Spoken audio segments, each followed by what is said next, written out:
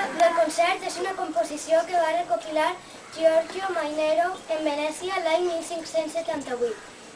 Es tracta d'una dansa que té els seus orígens en un ritual pagà d'invocació a la pluja i s'anomena Ciarechula Marechula.